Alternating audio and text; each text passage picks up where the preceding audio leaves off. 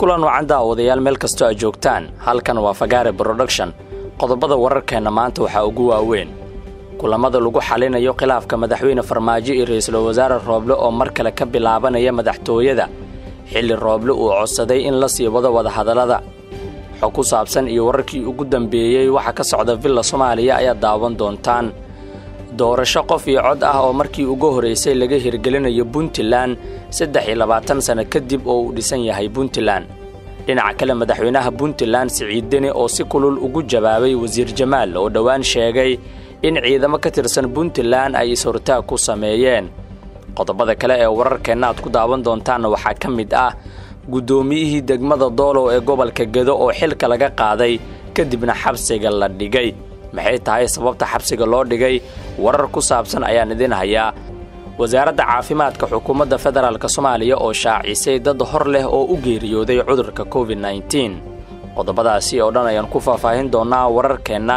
si aad ula socoto warar sugan oo xaqiiqo ah subscribe saar YouTube-keena kadibna furo gambareelka si uu kuugu soo dhaco wararka aan halkan soo dhigno haddaad aragtidaada qaybta hoose ee commentiga noogu reebto waan kaaga mahadcelinayaa waa maalin axad ah 26 September 2021 ayna ku bilowno warkeena fashilka ku yimid heshiiska madaxweynaha dawladda federaalka Soomaaliya mudane Maxamed Cabdullaahi Farmaajo iyo ra'iisul wasaaraha Soomaaliya Maxamed Xuseen Rooble ee la doonayay in la soo bandhigo dhawaan ayaa haddana dib loo dhigay in la shaaciyo qoraalka laga diyaariyay heshiiskaasi ila wareedka agdhow dhinacyada waanwaanta waday waxay inoo sheegeen in madaxweyne Farmaajo iyo ra'iisul wasaare Rooble ay labaduba diyaar u noqdeen in la dhameeyo khilaafka xargaha goostay ee ka dhex jiray si looga hortago dib u dhac ku yimaada arrimaha doorashada ayaa waxa mar kaliya siraha qaar ee shirka waxa dusiyay qaybtooda koox ka mid ahayd kuwa waanwaanta waday madaxweynaha maamulka Galmudug Axmed Cabdi Kaare Qorqor gudoomiyaha golaha shacabka Maxamed Mursal Sheekh Cabdiraxmaan iyo ergo ka socotay ra'iisul wasaaraha ayaana waqti badan geliyay in la soo afmeero khilaafka jiray hase ahaatee waxa lagu kala booday markii shaki uu yimid iyo macaash doonayaal ay ku arkayeen in dantooda ay kaga raadiyaan isku soo dhaweynta labada mas'uul kiiska Ikraan Taaliil Faarax oo ah ubuucda ugu weyn ee khilaafka ayaa xal laga gaaray iyadoo wasiirka amniga ee uu magacaabay Maxamed Xuseen Rooble loo wareejinayo wasaarad kale waa Cabdullaahi Maxamed Nuur iyadoo agaasimaha cusub ee hay'adda NISA qof la isla ogol yahay laga dhigi doono waxa loo balamay in shirka isku soo dhaweynta ay sii socdaan si aan quus loo gelin shacabka Soomaaliyeed oo waanwaanta socota rajo ka qaba wasiirada qaar ee Rooble ka agdhow ayaa yadadiilada ay qabaan waxay tahay in heshiis la gaaro iyadoo madaxweyne Farmaajo uu dalbaday in warbaahinta qaranka dib looga dhigo mid hay'adaha u siman oo wararka dhinac gaar ah laga tabin rajada laga qabo waa in heshiiskii la diyaariyay la shaaciyo balse ay ka horeyso in wadajir madaxweyne Farmaajo iyo ra'iisul wasaare Rooble u ayidaan in khilaaf ka dhamaaday oo la isa saamaxo وهجاك قيبها هراء ورركنا أيا داونيسان مركنا Puntland 23 سنة كدب أو أي ديسان تهاي وحا كهير جلي أما لجي هير جلينا يا دور شقف يعودة مدحوينها Puntland أهنا قدوميها والسياسات ككاه سعيد عبد الله دني أيا دا فري ololaha ururada siyaasadda Puntland oo toddobaadkan ka bilaabanaya degmooyinka Qardho, Ufayn iyo Eyl oo ay ka dhici doonaan doorashooyin hal qof iyo hal cod ah madaxweynaha ayaa la wadaagay bulshada in shaqo adag laga soo maray in la soo gaaray ololaha ururada siyaasadda iyo codeynta dadweynaha oo ah riyadii bulshada Puntland oo rumowday wuxuuna bogaadiyay in guddiga ku-meelgaarka ah ee doorashooyinka Puntland hay'adda BDRC dalada ururada bulshada ee Bunsa iyo dhammaan dadkii ka shaqeeyay shaqada wanaagsan ee qabsoontay madaxweynuhu wuxuu sheegay in Puntland ay ka dhabaysay hirgelinta nidaamka dimuqraadiyadda Puntland si awoodda shacabka loogu dhaweeyo oo ay madaxtooyada u soo doortaan wuxuuna u mahadceliyay ururada siyaasadda iyo shacabweynaha Puntland isagoo u rajeeyay bulshada tartan caafimaad qaba Puntland gaar ahaan saddexda degmo ee kala ah Qardho, Ufayn iyo Eyl waxaa toddobaadkan ka bilaabanaya ololaha ururada siyaasadda Puntland oo socon doona muddo bil ah waxaana degmooyinkaasi ka dhici doonta 25 Oktoobar ee sanadkan doorasho qof iyo cod ah oo shacabku soo dooran doonaan xildhibaanada golayaasha deegaanka. taariikh cusub ayay u tahay dadweynaha reer Puntland. doorasho qof iyo cod ah waa markii ugu horeysay ee ay ka hirgalayso Puntland, waxayna tani ka mid tahay balanqaadkii madaxweyne Siciid Cabdulaahi Deni uu sameeyay xilligiisii ololaha doorashada. وهاجاك dhinaca kale madaxweynaha maamulka Puntland Siciid Cabdulaahi Deni ayaa ka jawaabay eedeyn uu maalmihii la soo dhaafay maamulkiisa u jeediyay wasiirka wasaaradda qorsheynta dowladda federaalka Soomaaliya Jamaal Maxamed Xasan oo sheegay in maamulka Puntland uu kala kulmay is-hortaag kadib markii 2 maalin ka hor uu ka degay magaalada Garowe ee xarunta Puntland. wasiir Jamaal oo Khamiistii la soo dhaafay ka degay garoonka diyaaradaha ee magaalada Garowe ayaa uga sii gudbay degmada laga soo doorto ee Dhahar oo ka tirsan gobolka Sanaag. shir jaraa'id oo magaalada Dhahar uu wasiir Jamaal ku qabtay ayuu ku sheegay in dadkii ku soo dhaweyn lahaa Garowe ay hor istaag ku sameeyeen qolyo uu ugu yeeray siyaasiyiin iyo shakhsiyaad qowleysata ah. madaxweynaha Puntland Siciid Cabdulaahi Deni oo ka hadlayay xaaladaha siyaasadeed ee dalka ayaa sheegay in dad waayahan ka maqnaa deegaanka ay hadda dacaayado raqiiska ah ka faafinayaan maamulkiisa. madaxweynaha Puntland ayaa sheegay in gabi ahaanba aysan jirin cid la hor istaagay dacaayadaha raqiiska ah ee dadka mustaqbalkooda lagu xumeynayo halaga waantoobo. reer Puntland waa ilbax, cid been u sheegi kartana ma jirto ayuu hadalkiisa ku sii daray Siciid Deni. waa tahay weli wararkeena ayaa daawanaysaan. si aad ula socoto warar sugan oo xaqiiqo ah, subscribe saar YouTube-keena kadibna furo gambaleelka si uu kuugu soo dhaco wararka aan halkan soo dhigno.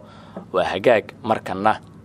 gudoomiyaha maamulka gobolka Gedo Axmed Buulla Gareed ayaa waxa uu xilka ka qaaday gudoomiyihii degmada Doolow Cali Faarax Mire, wuxuuna wareegto uu soo saaray ugu magacaabay Maxamed Xuseen Cabdi Lafay inuu noqdo gudoomiyaha cusub ee degmada Doolow. xilka qaadista gudoomiyihii hore ayaa lagu sababeeyay ku tagrifal awoodeed iyo musuqmaasuq. dhammaan laamaha amniga waxaa la farayaa inay la shaqeeyaan gudoomiyaha cusub ee degmada Doolow Maxamed Xuseen Cabdi Lafay si uu u guto waajibaadka adag ee horyaala ayaa lagu yiri wareegtada. dhanka kale wararka ka imaanaya degmada Doolow ayaa sheegaya in gudoomiyihii hore ee degmada lagu xiray degmadaasi. sarkaal ka tirsan maamulka gobolka Gedo oo la hadlay warbaahinta ayaa yiri gudoomiyihii degmada waa la jirdilay waana la xiray xabsi container ah oo ku yaala degmada Doolow ayuu ku xiran yahay. sarkaalkan oo codsaday inaan magaciisa warbaahinta loo adeegsan ayaa yiri wado sharci ah looma marin xariga gudoomiyihii degmada. gudoomiyaha gobolka Gedo xilka waa uu ka qaadi karaa laakiin iskama xiri karo sharci ahaan. waxa lagu eedeynayaa waa inay marka hore maxkamadda ku cadeysaa kadibna la xiro haddii la rabo in sharciga lagu dhaqmo ayuu yiri. gudoomiyaha gobolka Gedo Axmed Buulla Gareed faahfaahin rasmi ah kama bixin xilka qaadistiisa iyo sidoo kale xarigiisa intaba. wasaaradda caafimaadka xukuumadda federaalka Soomaaliya ayaa xogta viruska corona ku sheegtay in 24 saac la soo dhaafay la baaray 1667 qof, balse cudurka laga helay 140 ruux kuwaas oo laga diiwaan geliyay Muqdisho iyo gobolada dalka. dadka cudurka laga helay ayaa waxa ay wasaaradda caafimaadka sheegtay inay kala joogaan Puntland 27 qof, Somaliland 105 qof, Galmudug 3 qof iyo Jubbaland oo laga diiwaan geliyay 5 ruux. sidoo kale war ka soo baxay wasaaradda ayaa waxa lagu sheegay in dadka cudurka laga helay ay kala yihiin 95 qof oo rag ah iyo 45 qof oo dumar ah, halka cudurka ay u geeriyoodeen 4 ruux oo ku sugnaa Somaliland iyadoo ay ka bogsadeen 69 qofood. guudaan cudurka safmarka ee COVID-19 ayaa waxaa Soomaaliya laga diiwaan geliyay 19,723 xaaladood, 1,103 dhimasho ah, halka ay ka bogsadeen 9,414 qof kuwaas oo ku sugan magaalada Muqdisho iyo gobolada dalka. wasiirka wasaaradda caafimaadka xukuumadda Soomaaliya Fawziye Abiikar Nuur ayaa ku baaqday in dhammaan shacabka Soomaaliyeed ay qaataan talooyinka caafimaad ayna dhaqan geliyaan tallaabooyinka lagu xakameynayo COVID-19 si guul looga gaaro dadaalada sare loogu qaadayo badqabka bulshada. ugu dambeyn wararka caalamka haddaan eegno, Morocco ayaa horaantii bishan waxaa soo gaaray diyaaradaha dagaalka ee aan duuliyaha lahayn ee droneska loo yaqaano ee Turkiga sida ay wakaalada wararka AFP ka soo xigtay warbaahinta far Morocco. warbixinta oo ay sidoo kale baahiyeen dhowr warbaahin oo maxalli ah ayaa imaanaysa iyadoo toddobaadyadii la soo dhaafay xiisad ka dhex aloolsan tahay Morocco iyo dalka deriskeeda ah ee Algeria. labada dal ayaa inta badan isku haya dhulka lagu muransan yahay ee Saxaraha Galbeed, iyadoo Algeria ay bishii Agoosto xiriirka u jartay Morocco, sheegtayna in dalka deriskeeda ah uu qaaday daandaansi iyo ficil cadowtinimo ah. xiriirka labada dal ayaa marka la sii xumaaday toddobaadkan kadib markii Algeria ay Arbacadii ku dhawaaqday in ay hawadeeda ka xirtay dhammaan duulimaadyada rayidka ah iyo kuwa militariga ee Morocco. sida ay baahisay far Morocco, boqortooyadan ku taala waqooyiga Afrika ayaa bishii Abriil waxa ay dalka Turkiga ka dalbatay 13 diyaaradaha droniska ee nooca Bayraktar TB2, iyadoo bishanna heshay qaybtii ugu horeysay ee diyaaradan aan duuliyaha lahayn. wararka warbaahinta ayaa warinaya in Morocco ay heshiis ku kacaya $70 milyan la saxiixatay shirkadda gaarka loo leeyahay ee Baykar ee Turkiga. shirkadan waxaa maamula wiil uu sodog u yahay madaxweynaha Turkiga Erdogan, iyadoo muddo sanado ah diyaaradaha aan duuliyaha lahayn nooca Bayraktar TB2 u dhoofinaysay dalalka Ukraine, Qatar iyo Azerbaijan. waxagaag halkaas ayaan ku soo gabagabeynayaa warkii aad ka daawanayseen Fagare Production. waad ku maasantihiin daawashada iyo la socodka wararkeena. inta ku kulmi doono warar ceenkan oo kala ah nabadgelyo.